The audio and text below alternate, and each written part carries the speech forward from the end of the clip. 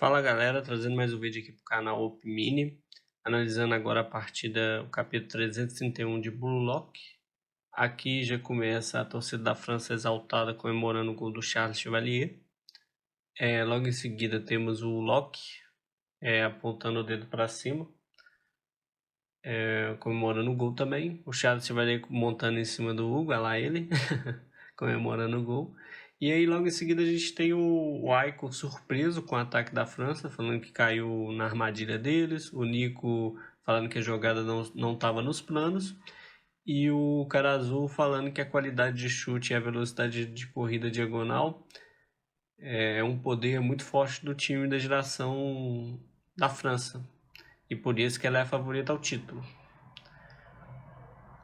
O Rio logo em seguida já vem animando também, falando que não souberam lidar com o ataque da França, então que era para acalmar e que era para começar a jogar, relaxar a mente, não entrar em desespero. Resumidamente é isso. O Isaac também pega a bola e fala que o jogo só começou, que só foca em jogar na maneira do Brulock. E aqui tem uma fala interessante do Isaac, que ele fala que o Japão tem um plano quando sai atrás.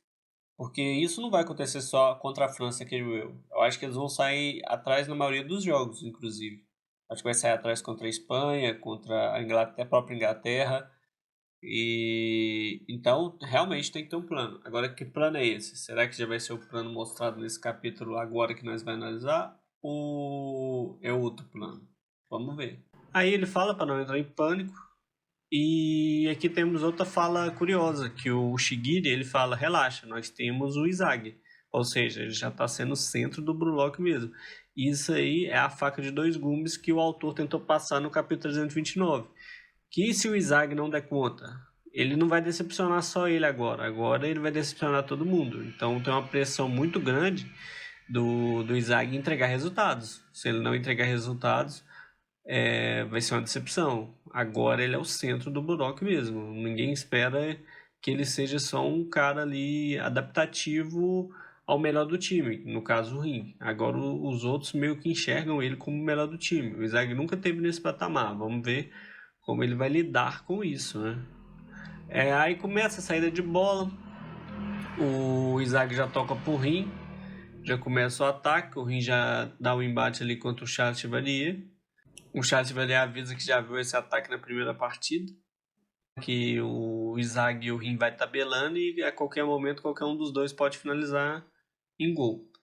Então, isso aqui é outra coisa preocupante, porque eles tentam usar a mesma coisa que usou contra a Nigéria, e a gente sabe que a probabilidade de dar certo era baixíssima, porque a França não é a Nigéria. Aí o volante da França vem dar o combate no Rim também. Aí o Rim fala uma coisa curiosa também, que ele fala que já esperava que a França fosse fazer esse 2 contra 1, já toca pro Shigiri, e o Shigiri já dança um cruzamento pro Reu. Aí o Reu copia o Kunigami e meio que escora a bola pro Izag. Esse cabeceio é um passe pro Izag. O Hugo já chega falando, vocês são bom, Burlock. Entretanto, Izag, seu chute de arma dupla tem uma falha. E aqui o Hugo faz uma análise muito semelhante. Eu não sei se vocês lembram, no Japão Sub-23, quando o Izag enfrenta o Sai rapidamente descobre que o Izag é um elemento surpresa perigoso. E aí quando o Izag vai dar o chute direto, que na época ele nem tinha o voleio duplo, o chute de armas duplas, que tanto podia chutar com a esquerda quanto a direita, ele só tinha, se eu não me engano, a direita, o Sai já fala que se desequilibrar o Izag, ele não dá conta de chutar. E aí o Hugo meio que faz a mesma coisa. Ele meio que dá o corpo no Izag, meio que desequilibrando o Izag, que aí ele não vai ter como finalizar. E aí o Izag perde a arma de poder finalizar, do chute duplo dele, que é a arma mais forte que ele tem. Mesmo assim, o Izag consegue proteger, dominar a bola, como você pode ver aqui, e segurar o Hugo. Aí o Hugo tá falando que já analisou, que não vai dar certo. Vai falando que até o próprio voleio contra o gol contra a Nigéria, o último gol do Izag, poderia facilmente ser anulado pelo contato físico. E aqui o Isaac meio que cai na provocação do Hugo, né? Que ele fala, cala a boca, eu cheguei até aqui derrotando pessoas arrogantes como você, jogadores arrogantes como você. E meio que tenta fazer uma jogada individual. E é aí que eu acho que é o principal erro do Isaac. Porque ele meio que subestima o Hugo. Ele meio que pensa assim que ele já é o autossuficiente. Talvez já seja uma arrogância por ser o número um. Porque provavelmente se o Isaac de que o Hugo foi superior ali, de que o Hugo é perigoso, o Isaac talvez procuraria uma jogada melhor. Mas como ele tenta fazer essa jogada individual, ele vai acabar perdendo a bola.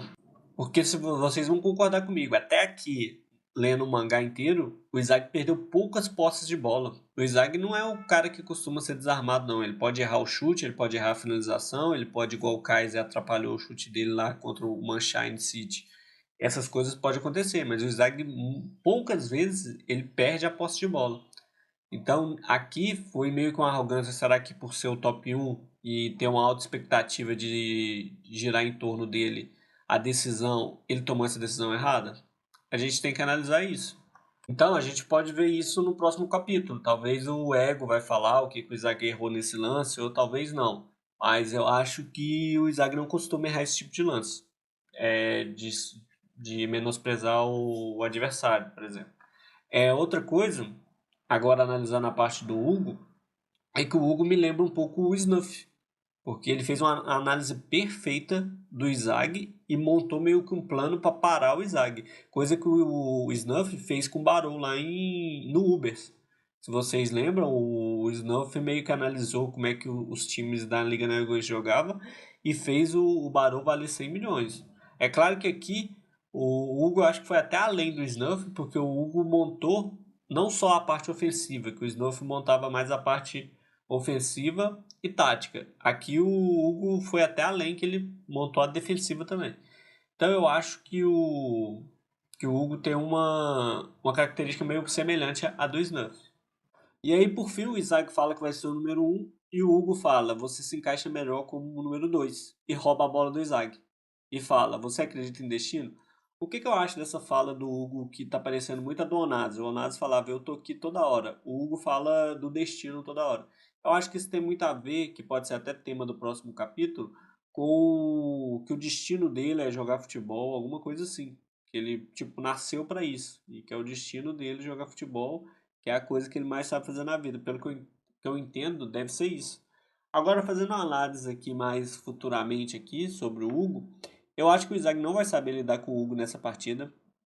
Eu acho que o Hugo vai desequilibrar essa partida e ele vai meio que humilhar o Isaac, como muita gente está já colocando que o Isaac foi humilhado. Eu acho que o Isaac vai terminar essa partida humilhado, de fato.